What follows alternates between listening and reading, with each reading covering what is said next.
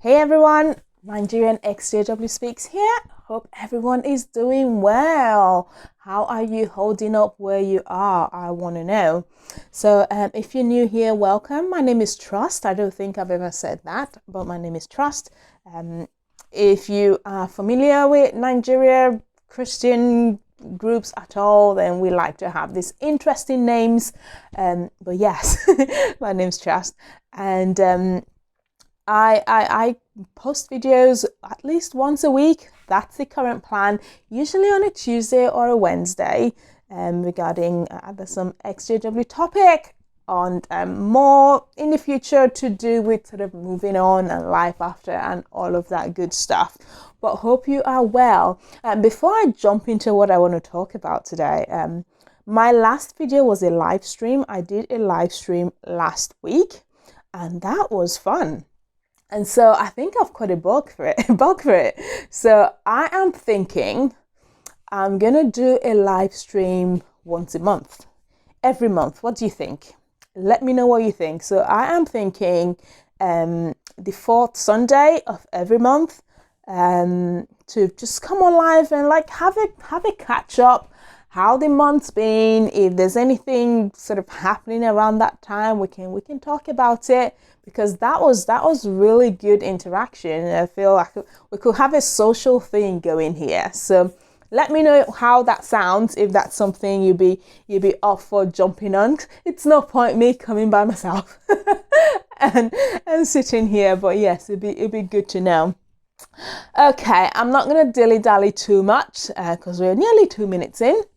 So what I wanted to talk about today is another thing on my list of, I guess, things that make me know that leaving was the right thing to do.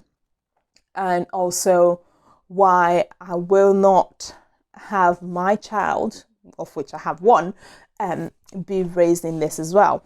And that is the stance that the religion is taking on education. I feel like this is apt to talk about right now, because with all of us being locked down, there's a lot of information out there, a lot of sort of nudges out there to say use this time to learn something, to do something, to advance yourself, and use it to make something good of yourself, which I think is fantastic. But then the whole concept of education, that's something that's been almost hijacked by this religion. And when I say the religion, I am not referring to the everyday witness, because in my opinion, I could be wrong, I feel like they are just as much victims of the control as anybody else. I am referring to the leadership, the governing body. There's people there. If you don't know who I mean by the governing body, this is a group of 8 men who call the shots, who decide everything that's happening. So that's who I'm referring to. And they've hijacked education and made it into something else. Growing up, I would hear the words like divine education. That's the one that really matters, and I'll come to it. So your girl did some research for this one. I usually research stuff, but actually took notes. So I have some notes that I'm gonna refer to for articles that I saw. And I'm gonna try to put screenshots at the appropriate time. Talking about learning, I am learning how to edit videos and how to put stuff. So I'm gonna try and put screenshots of what I'm talking about. So personally, I fortunately was born after the sort of 1975 time, where people were literally being pressured to get their lives together, because it was so close to things ending. Nevertheless, growing up, there was the talks that you would hear, the reference to divine education, how that was better, for that was the best form of education, if I can speak. So I'm going to preface that by saying I don't think that university or college for the American people, I don't necessarily think that is the best for everybody. I'm going to say that. Or that it's the best way to get into all careers. I have people within my family where, that traditional sit in a classroom, get talked at, read a book, and have an exam where in the space of 2-3 hours you're meant to regurgitate all of this information. I don't think that's necessarily the best for everybody. But there is a bit of hypocrisy with how this religion takes it, and you're going to see as I run through it.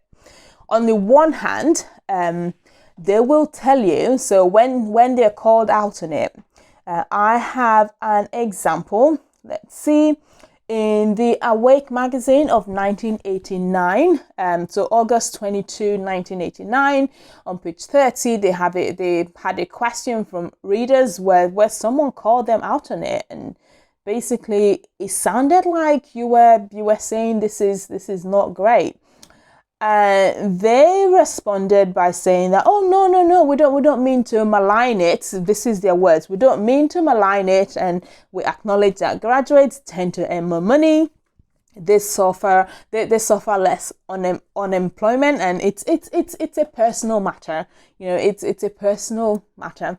That's sort of what they responded. But when you compare that to everything else that they said, and I'm going to run through, it's not going to be a personal matter for someone who is trying to be the best witness that they want to be.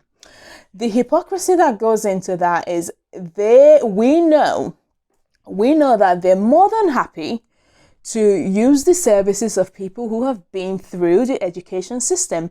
When they're sick, they very happily have doctors look after them. When they have to go to court to defend themselves for the horrific crimes that they've covered, I'm not going to talk about it here. I'll put a card for a video that I've done for this. They're more than happy to get lawyers who have been through the education system to defend them. In fact, we know that at least they have paid for the tuition of some of their members to go to school so that they can come back and defend them. A name that comes to mind for me is Phil Bromley, who is a man that the organization basically paid for him to go get educated in a university. And then recently they wrote a letter to the body of elders, I think this was last year, essentially saying that if the elders had people within their congregation that were lawyers, they might want to check to see if they're happy to come volunteer some of their time, basically work for free. So they're happy to use those services when it suits them, when it's to their benefit. But when it's going to benefit the actual people, not so keen. And that's sick. So the first article, going all the way back to the Awake of May 22, 1969, this is on page 15. The wording that they've used in there is they were telling the young people that they would never, I'm quoting them, never get to fulfill any career that this system offers, because by the time they graduate, that this system of things will be either well on its way towards its finish, if not completely gone, or if not actually gone. So that was what? 50 something years ago, that the people who were of the age to start college, university at that point, they would, if not already retired, have retired by now. That's their lives gone. If they had listened to them and decided not to pursue that, they would have had a lifetime of not availing themselves of the opportunity that was available to them. And that would have been for nothing, because right here we are, the world's not come to an end. A few years later, in 1971, in the June 8th Awake, on page 8, on the topic of are you having second thoughts about college? This one is one that they directed towards parents. So there are some articles that they're targeting the young people themselves, and then some where they're targeting their parents to sort of trigger fear in them. So the one for the parents, they say that Jehovah's Witness parents, that they channel their children into trade because they know that today's industrial society, I'm quoting, today's industrial society is near its end, reconstruction is going to be needed in the new order. They'll need agriculture. They'll need homemaking skills. Yeah. Again, that was 45 years ago. That was 45 years ago. So parents hearing that, that's getting them thinking, that's getting them to feel like, right, this is where they need to be challenging your kids and saying, Jehovah's Witness parents do that. So if you're not doing that, what are you? Next article, a few years later, and this is a Kingdom Ministry this time, the May 1973 version on page number 4. There is a different tactic where they're praising or hyping up people who have rejected opportunities to go to university, college, and decided to pioneer instead. And on the other hand, vilifying people who for wanting to get ahead in the world, like people who want to make something of themselves. What is wrong with that? So they're praising people who have turned their backs on potential careers, and quoting an example of someone who said that they found it very dissatisfying when they went to college. They became spiritually inactive, and so they decided to leave it. And a lady in Hawaii who apparently gave up a scholarship. I don't know much about Hawaii, but I'm sure scholarships don't come round easily. That is an opportunity for someone who was probably bright or who needed it, that they've made that person turn their backs on that. This is what's happening, guys. Okay, and then on to 1984. Like I said, I'm going to be trying to put screenshots of these articles as I'm talking about them. So this is the October 1st, 1984 Watchtower in page 17, paragraph 17, and the topic is how to remain spotless from the world. I feel like this is an article that was targeting both parents and the children. And what they're saying is that the world is going to pass away in our day. Again, failed predictions there. It's going to pass away in our day. And so it would not be reasonable to plan a life that was devoted to secular advancement.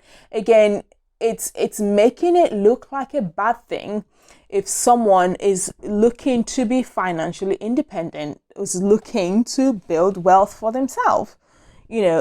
So going on to that, saying that they are going to be exposed to theories which would undermine their faith. So we have that being said to the parents, that if you send your children here, their faith is going to be undermined. You're telling the kids that the world's going to pass away in their day. You're not going to be reasonable if you do that.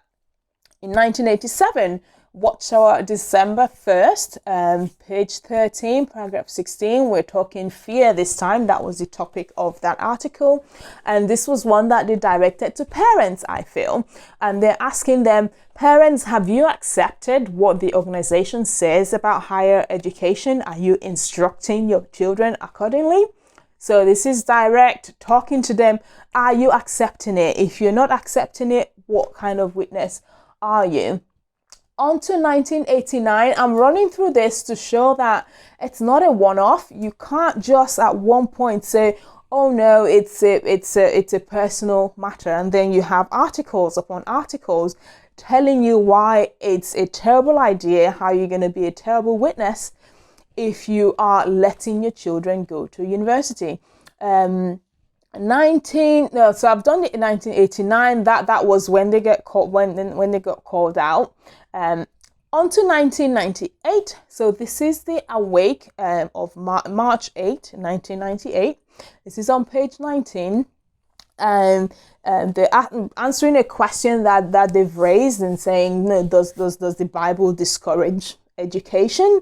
Because they like to make the difference in education, higher education, which is what they're talking about here. And they refer to a character in the Bible, Paul, who allegedly wrote most of what comes sort of after the book of Acts. Apparently it is, I guess, based on the Bible, the narrative that he was someone that was educated to what would be classed as higher education for his day. And apparently he referred to that as mere garbage and foolishness. So if you're a witness child, a young person who is listening to that and hearing that this is garbage, this is foolishness, what would make you want to do that? So I feel like this is one that is directed to both. We fast forward to 2005, they're still going on at it. This is the January 1st watchtower, and the topic of the article is of what type of future parents want for their children. And so they're saying, even if your government is offering it for free, there's a price that they're going to pay, and the price is that your children are going to be engrossed in advancing the present system of things, and us versus them. It's either you're all in the system of things or you're for Jehovah. There's no middle ground. That there's us versus them. Again, targeting parents, making them worry about this. It goes on again in 2008, April 15. And so this is the article runs from pages 3 to 7. This is on paragraph 10. And now they're really going hard at it. Saying that higher education means that you're going to end up with your minds full of harmful propaganda, that it's a waste of valuable youthful years, and that those years are best spent slaving for Jehovah, aka the organization. So it's a waste. You're going to get harmful propaganda. How is that really sort of making it matter of personal choice, do whatever you want? With that sort of rhetoric, with that sort of language, how is that not turning people away from that? 2013, so we're getting really recent now. This is the watchtower of October 15th on page 16, paragraph 13, and we're talking about slaving for God. So slavery, everyone's favorite topic there. And apparently, I quote them, that they offer the highest education. So you know how I said divine education, this sort of coded thing for how they've hijacked the concept of education and making it mean something that they offer. So apparently they offer this, the highest education, because it helps them obey Jehovah. And you get to start to see the makings of them showing what they're afraid of, what they're scared of people being in an environment where they're going to have to think, where they're going to learn how to apply critical thinking and not just obey and be yes men. But that's the opposite of what a university would do. It would promote independent thinking, and they hate that. So in that article, say that on there, and then we have more cases of praising people who have turned their back on it. Another quote that they have on there is that apparently, so this is the quote, true Christians do not acquire secular degrees or titles. They focus on obtaining letters of recommendation. So if you are a young person that's trying to be a good witness, a true Christian, guess what? True Christians do not acquire secular degrees and titles. Where does that leave you? That leaves you turning your back on it. In 2015, the September 15th watchtower, paragraph 11, the topic is on showing love for God. So we're making a mockery of love now as well. And on there, they say that the experience of people shows that pursuing higher education leads to loss of faith and love for God. If you are a young witness, your parent who is trying to love Jehovah, which is the most important thing, would you do something that you've been told leads to loss of love for Jehovah? You wouldn't want to do it. And then this is the last one. It's not an article. It's oh my goodness. is Anthony Morris, which, if you don't know who he is, he's one of those 8 men that I talked about. He's one of the governing body. He's interesting man, interesting man indeed. So he was delivering a slot. They have this monthly broadcasting service. So this was the January 2015 JW broadcasting, which he presented. And I'm going to quote his words, that the better the university, the greater the danger. The most intelligent and eloquent professors will be trying to reshape the thinking of your child, and their influence can be tremendous. The better the university, the greater the danger. Yeah, that's what they're scared of. They're scared of people learning how to think, independent thought, critical thinking, questioning and checking that stuff makes sense. They want people that are going to do as they're told, and and that's it. So those are some articles that I was able to pull together quickly, because I was racking my brain. I know that I knew it was a present, but I just couldn't recall the things in writing. So I went to do some research and I wanted to share that. But on a more personal note, so I have talked about the fact that I did go to university. I was fortunate in that sense because my dad wasn't born into the religion. He came in as an adult, and so he had family members who, some of them had gone to university, some of them hadn't. I have a stutter sometimes, so it does come on. And so I believe he could see the difference in terms of the, how do I put this? Access to resources that his family members who did versus those who didn't. And in a country like Nigeria, where literally having an education was almost the only way to give yourself a chance at a decent life that involved just struggle and hardship. And so he was able to see past that, and despite being bombarded by stuff like this week in, week out, I am grateful that he did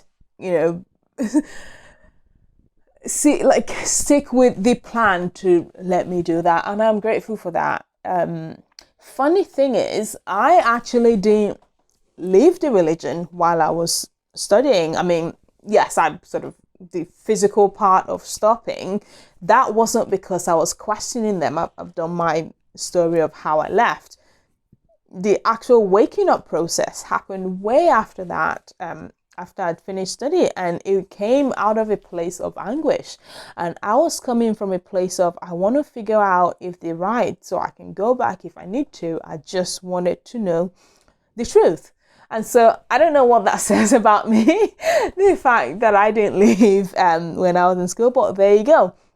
So this is something that's happening. This is something that they've been bombarded with. And going back to myself being a parent, now, I don't know, he is only 7 right now. And so I don't know what he's going to want to do and whether getting a degree is going to be the best thing for that. But I want him to have the options and not have something in the back of his mind that it is bad and be vilified for wanting to take advantage of what's going to be potentially the best route for him doing what he wants to do. And that is what this organization is trying to do. And the hypocrisy of doing that when they're more than happy to take advantage of that when it suits them. Asking for lawyers to come and volunteer the time to potentially work for free. Those people, they've either paid for themselves to get those degrees. You want to benefit from that. And here you are basically banging on and on for decades about why true Christians are not going to do this, how it's harmful. It's just one more reason why we're not going back to this stuff. We're not doing this.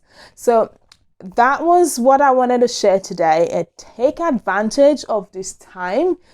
Learn something. If you are out or just been out, it's never too late. It's never too late to learn something new. It doesn't necessarily have to be the traditional route of sit in a classroom, and that we probably can't go to any classrooms right now, but there are ways to learn online or from people that have done whatever you want to do, and free yourself from the mindset, if you still have it, that it is wrong to want something for yourself, to want it to better your life, because that's something else they vilify. There's absolutely nothing wrong with wanting to give yourself the best that you can. This is the only life that we're sure of. I know I have people here that are still believers and believe in a life after this. Maybe so, maybe not, but this is what we're sure of. Make the most of it, and don't let anybody tell you otherwise. Okay, so like it if you like what I say. Share it, subscribe as well. We crossed 200 subscribers last week, I believe, which is awesome. You guys are amazing. I can see you've been sharing it as well. I can also see that most of the people who watch it are not subscribed. I don't know why. Just subscribe so that you can know when I put videos next as well. And I hope to see you on the live streams, when I do them on the 4th Sunday of every month. Yes, so I will speak to you soon. Take care. Bye.